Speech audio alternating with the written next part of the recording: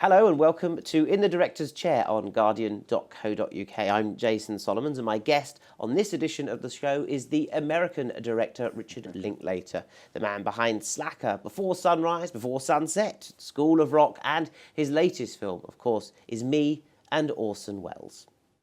Hey, no kids in this scene. It's a vicious mob. I thought you were out somewhere learning your lines. Oh, I know my lines. Go to the gate. Somebody knocks. Sir, 'tis your brother, Cassius. Is he alone? No, sir, there are more with him. Not more with him. Mo with him, the plural. This is Shakespearean verse we're speaking. You think you can arbitrarily change the words of the world's greatest playwright because you're not comfortable with them? No, I meant Go Mo. home and learn your lines. I know my lines. And I say you need Mo time. Remember, Junior, this tiny scene serves to humanize the entire historical pageant of the play. Richard, welcome to the Director's Chair. Thanks for having me. Your film takes us back to 1937 to New York, to when Orson Welles was putting on his legendary production of Caesar, and a young man sort of happened into this fantasy world. Yeah, it's kind of this coming-of-age story about a 17-year-old high school kid who just sort of on the street in front of the Mercury Theater kind of lucks into a small part. We don't know it at the time, but Welles has fired the other kid, and you know, he just needs a replacement, but, you know, for him, it's his big break. So we get on this whirlwind trip through the last week of rehearsal up to opening night. It's a lovely way in to sort of examining New York at the time, kind of showbiz at the time, and of course the legend of Orson Welles. Yeah. Is Orson Welles someone that, I mean, I don't see your films as sort of as a direct kind of influence of Orson Welles, but he was so eclectic and did so much. I'm wondering where in your work he stands. I don't know. I mean, Welles stands kind of above everybody's work. I think every filmmaker has some relation with Welles, if nothing else. You know, he created the air we breathe in that regard, you know.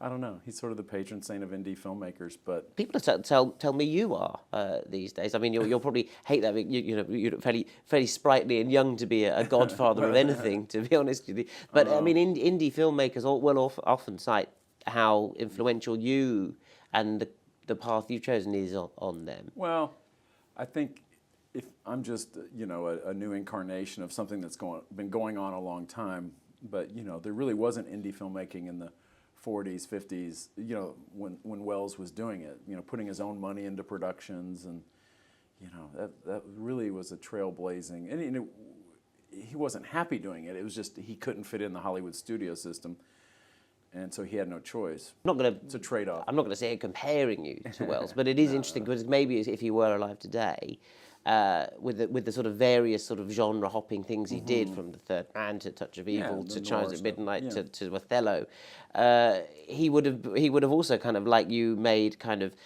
studio movies. He'd have made a Slacker movie. He'd have made animations maybe as well, and then kind of political cinema, which you've done recently in Fast Food Nation. You seem as kind of eager to jump onto new forms.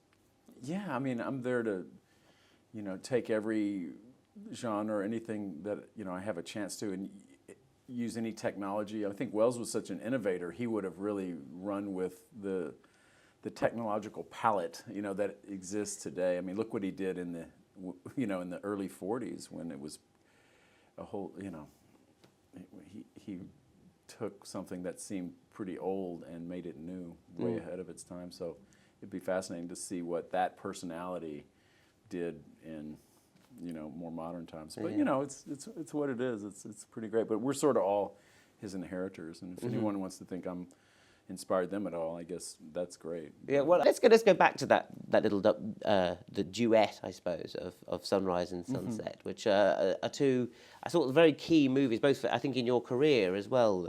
You would say. But they're very, you know, delicate movies. They're kind of my favourite kind of movies, I must say, which is people walking around talking and falling in love. It's very simple.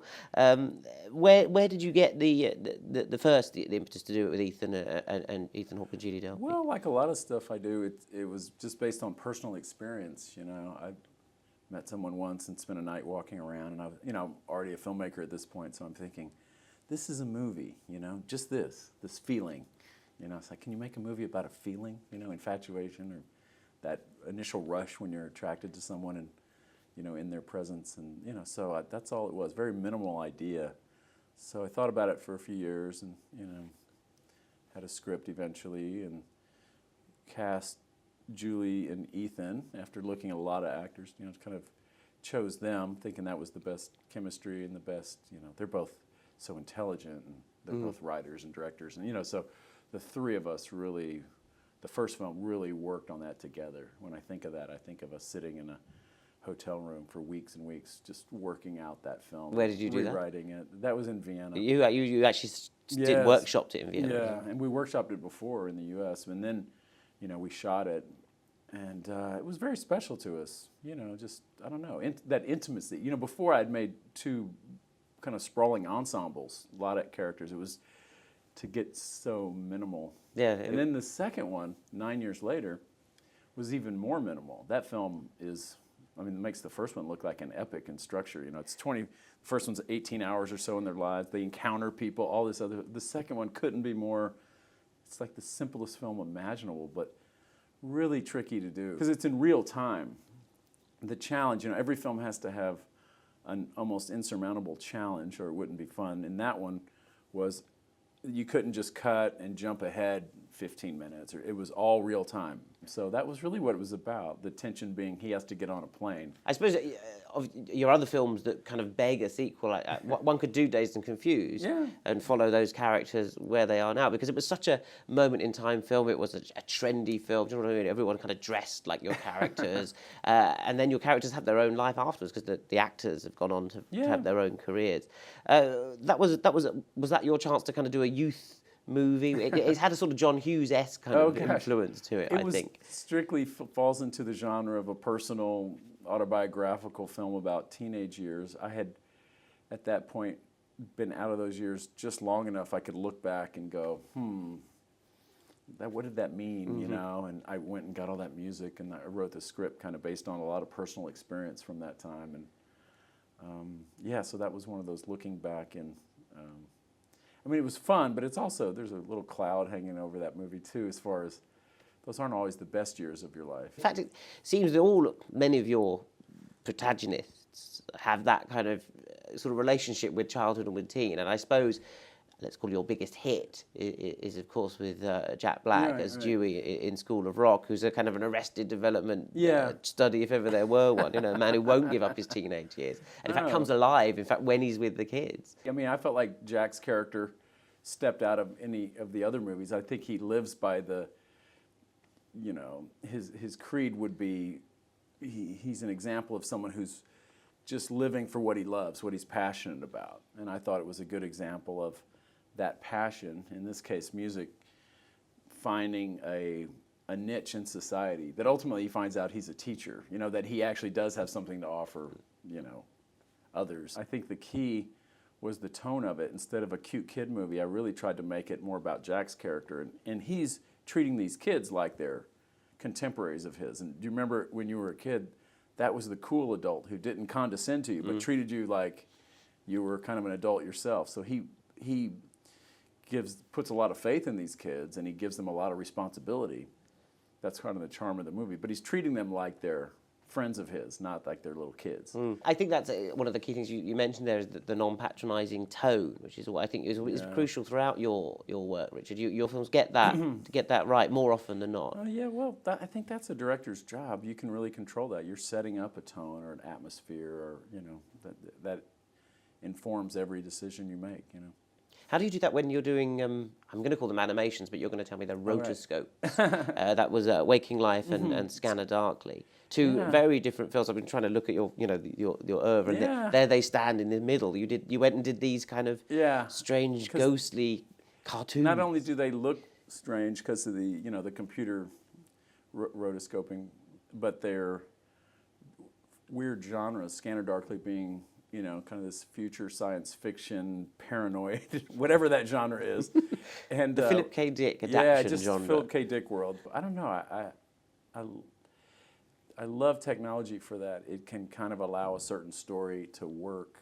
To me, those are both a nice intersection of ideas and technology that, as a director, you're just trying to communicate with an audience, and you make decisions all day long about how best someone should perceive or take in what you're the story you're trying to tell. And in both those cases, the animation I felt was the best way to communicate, those movies, due to the technical properties of that process.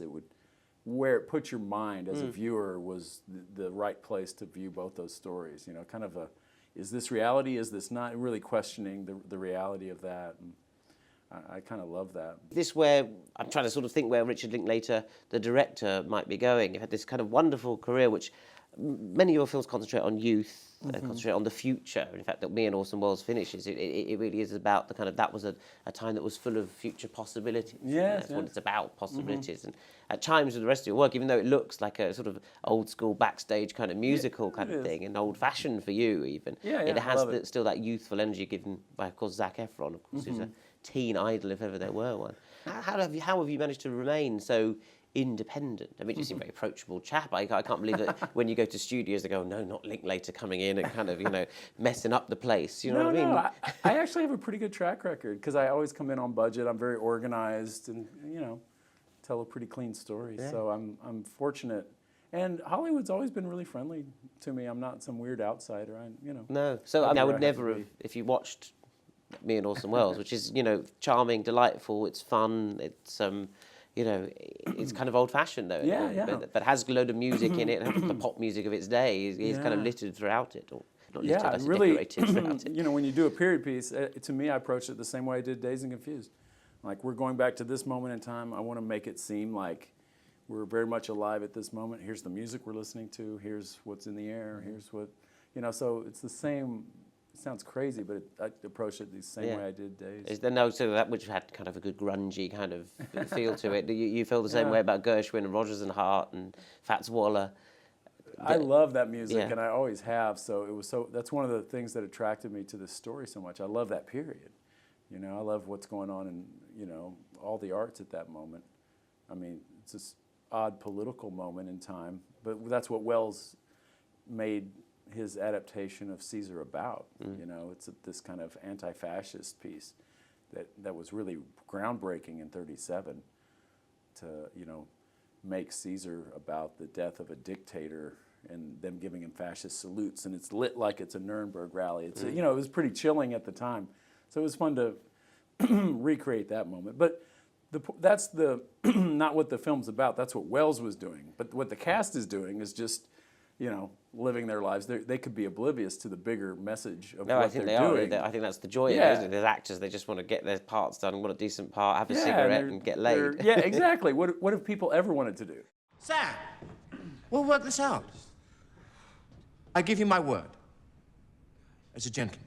You are a gentleman, Mr. Houseman. He is an arrogant... I am Orson Welles! And every single one of you stands here as an adjunct to my vision. You want a career in the Mercury Theatre and in everything else I plan to do? Then remember one simple rule. I own the store. Any plans for a musical then? Full-out musical? I don't know the exact story, but I would love to do a musical.